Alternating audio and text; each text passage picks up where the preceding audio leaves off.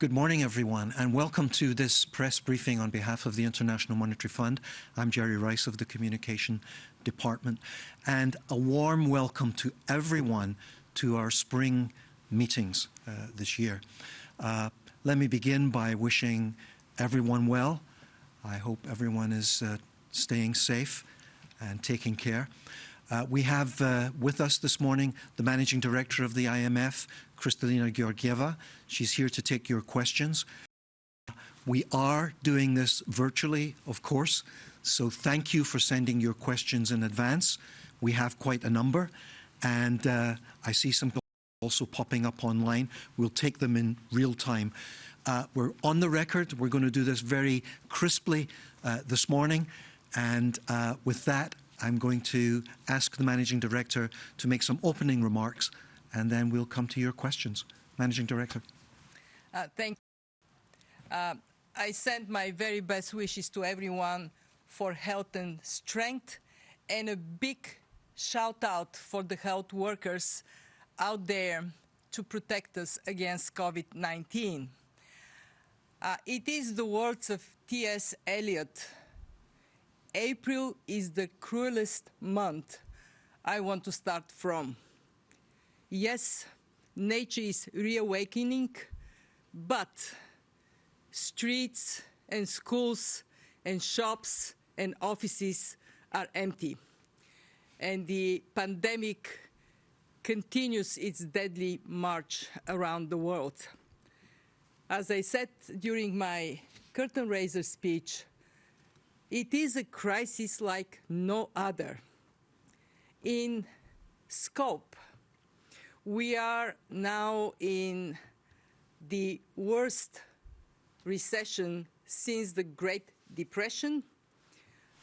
We are experiencing a 3% contraction of global GDP, and 170 countries are going to see income per capita falling versus what we expected 3 months ago for 160 for them to go up.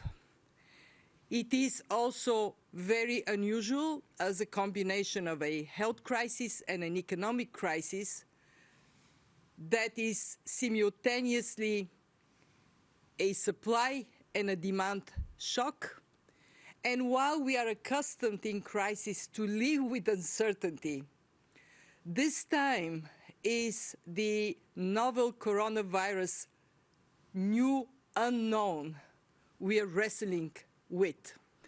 For the first time in the history of the IMF, epidemiologists are providing inputs for our macroeconomic projections. And they are telling us it may get even worse if the virus continues its round for longer, or if vaccines and treatment are slow to come around. Exceptional times require exceptional action. And that is exactly what is in our global policy agenda this April. We are outlining 3 priorities. First, protect lives. And that means fund health systems and refrain from restrictions of export of medical supplies so everybody can have access to them, including poor countries. Second, protect livelihoods. Make sure that the lifelines for households and businesses are there during these months of our economy standing still. Cash transfers, credit supports, changing conditions of servicing credits, they all matter. Making sure that our financial system continues to function, it matters. And what we have seen is central banks providing ample liquidity, $8 trillion of fiscal measures. So our message is spend as much as you can, but keep the receipts. We don't want accountability and transparency to take a backseat in this crisis. Third, prepare for recovery. Work with the health professionals on planning how a reopening can best take place. And also be ready for a fiscal stimulus when it is time, when actually demand can be lifted and help the economy to come back. Last but not least, think of the challenges we are going to face on the other side of this crisis. Elevated debt levels, bankruptcies, unemployment, rising inequality, and make sure that we put measures in place now to protect against those challenges. Care for the most vulnerable people and the most vulnerable countries. And that takes me straight to the role of the IMF, what we are proposing to our governing body in the global policy agenda. First, deploy the full $1 trillion lending capacity to support countries deal with the tremendous challenge this crisis presents. Second, double emergency financial assistance. We're aiming for 50 billion, we are now at 100 billion. And in one short month, the month of April, our board will have approved half of what is now exceptionally high demand for these resources. 102 countries asking for it. Already we disbursed for 15 in a record short time. 3, make sure that we can do more for those that need us the most. And that means aiming to triple concessional financing, which is so necessary for our poor members. 4, ease the burden on the poorest through debt relief. And I'm so grateful to our shareholders for already approving debt relief for 25 of our poorest members. We will need to raise resources, and I'm so glad that during the G20 discussion this morning, there was unanimous support for the fund to do more, especially for those who need us more. I want to finish with the gratitude to the G20 for exceptionally rapid decision on debt relief for the poorest countries. It would release billions of dollars for them. And that is exactly what we need. Solidarity, so we can come through this together. And I want to finish with a more positive quote, this time from Abraham Lincoln. This shall also pass. How well we come on the other side depends on how well and how firmly we work together. We will do our part. Thank you. Thank you very much, Kristalina.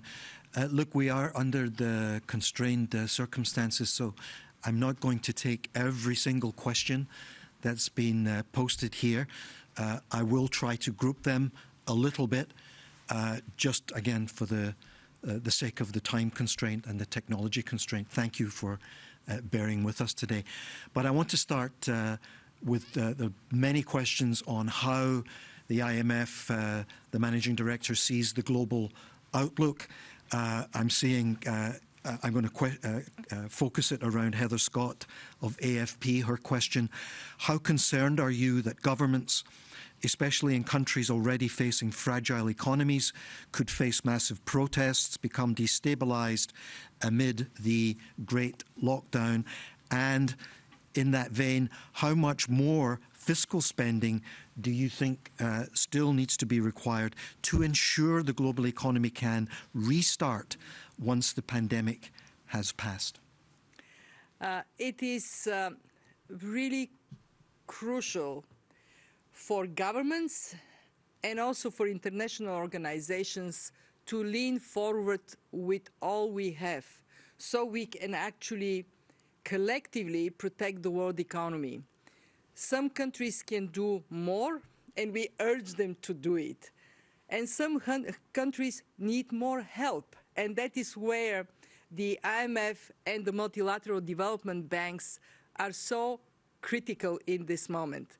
I want to give credit to David Malpass, the president of the World Bank, and to all heads of multilateral development institutions. They are also mobilizing up to $200 billion so they can support the countries, as you rightly said, that have less fiscal space to be able to take the necessary actions.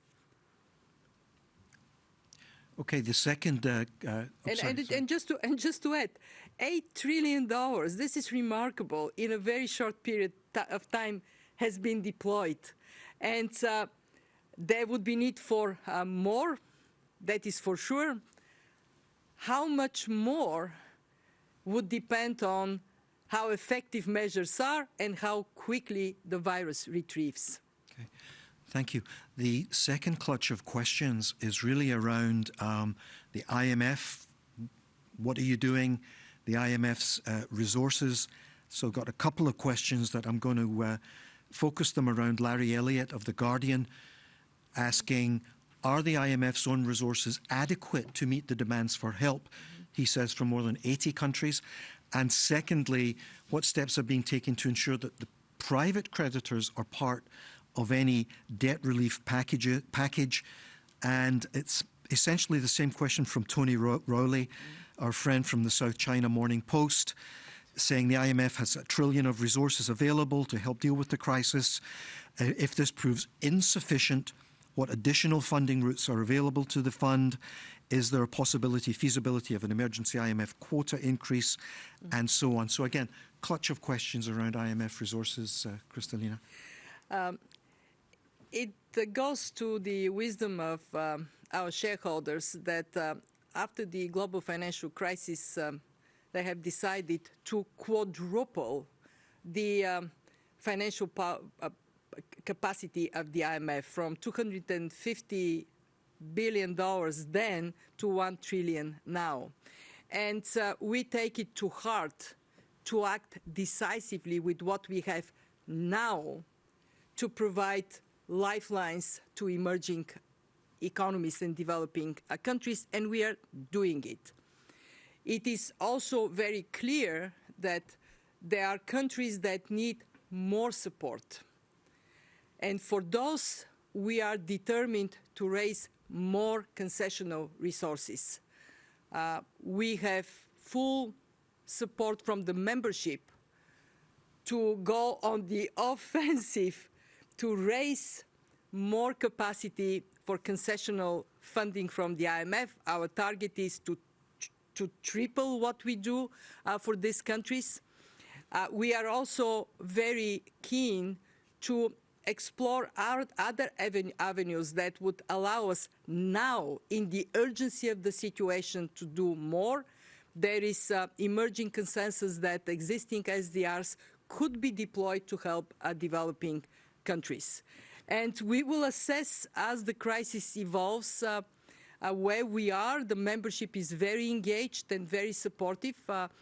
So right now, to sum it up, use what we have now to the fullest, make sure that we enhance our instruments, our toolkit, to be effective, and keep our hand on the pulse of this crisis together with the membership, bringing consensus to a level that is necessary to move.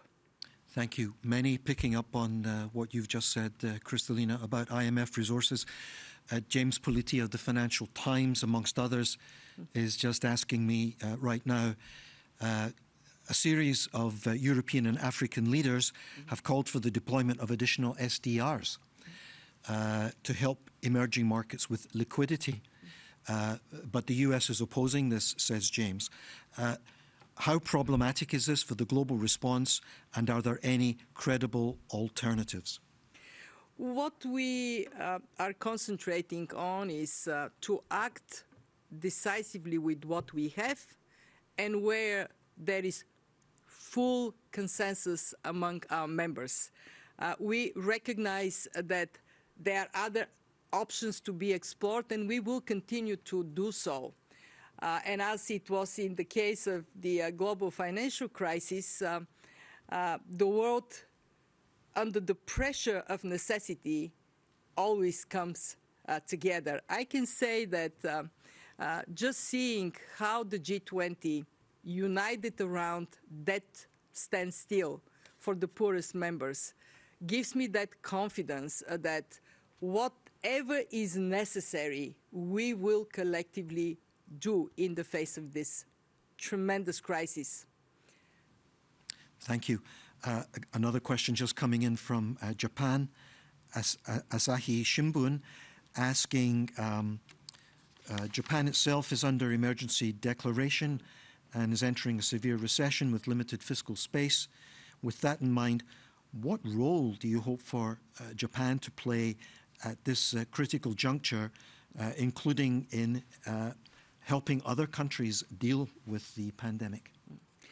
Let me first recognize the tremendous generosity of Japan, indeed faced with the pressures of the crisis at home, unprecedented package of measures to protect households and businesses in Japan. And despite these pressures, Japan was one of the first countries to come with a generous $100 million support for the debt relief we provide to 25 eligible poorest members of the IMF.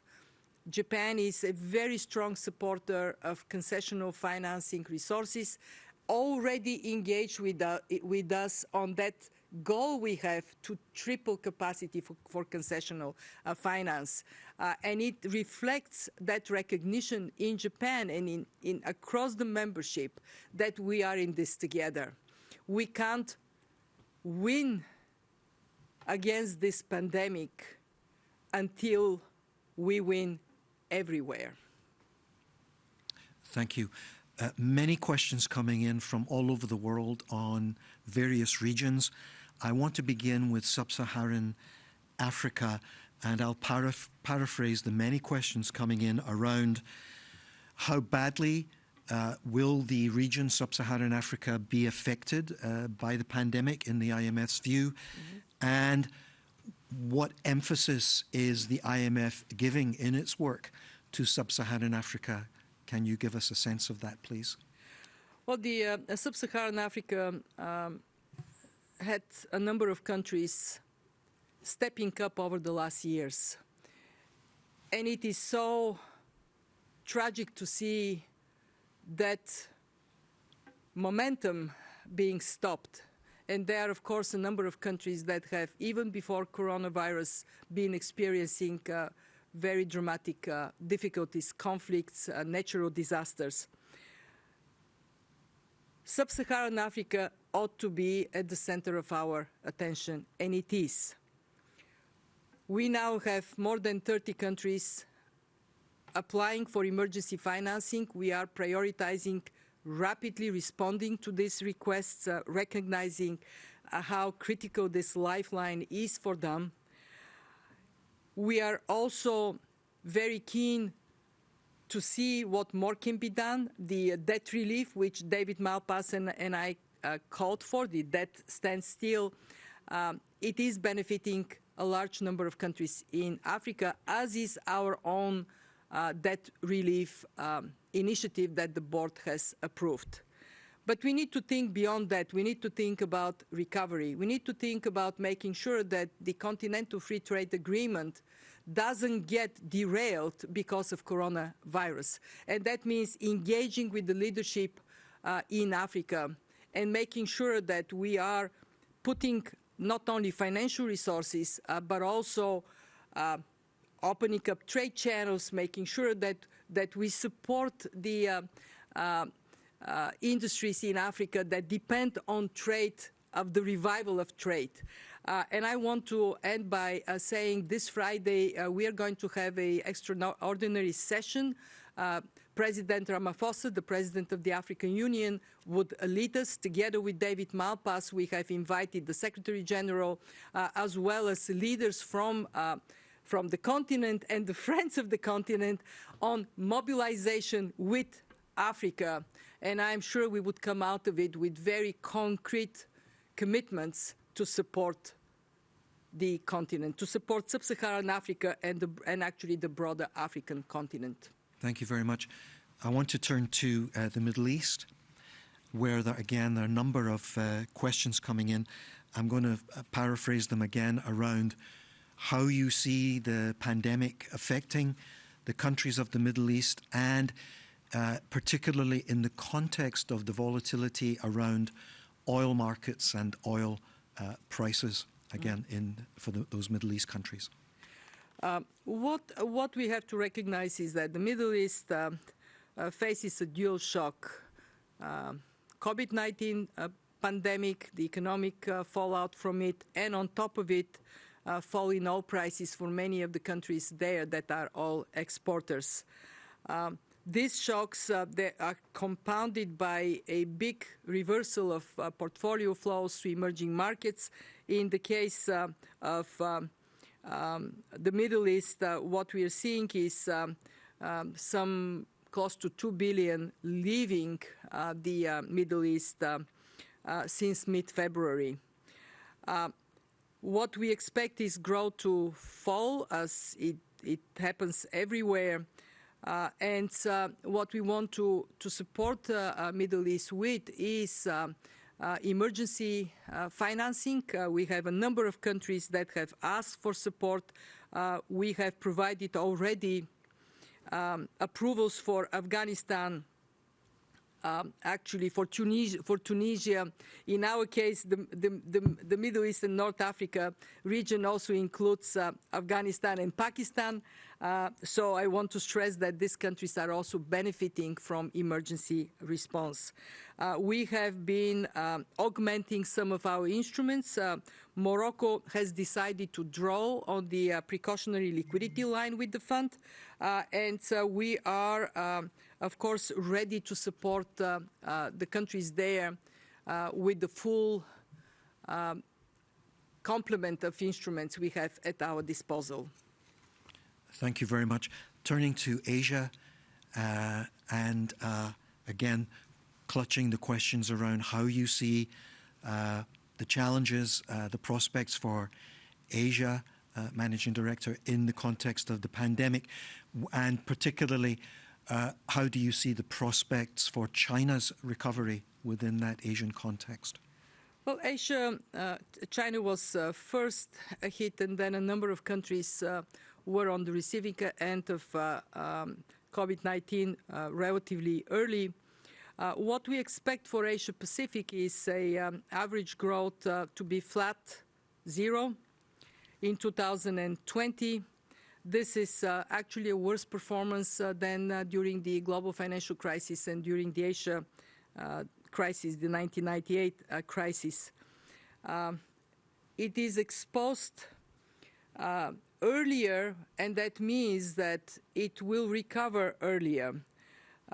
What we hope to see is not only effective use of all the instruments of monetary policy and fiscal policy in Asia, but us learning from Asia on containment strategies, how they are being implemented, so the rest of the world would benefit from the experience Asia is accumulating. With regard to China, we are seeing Of course, a very dramatic drop in the first quarter, China being the first country to experience the containment strategies against coronavirus. And now what we see in second quarter is reopening of the economy.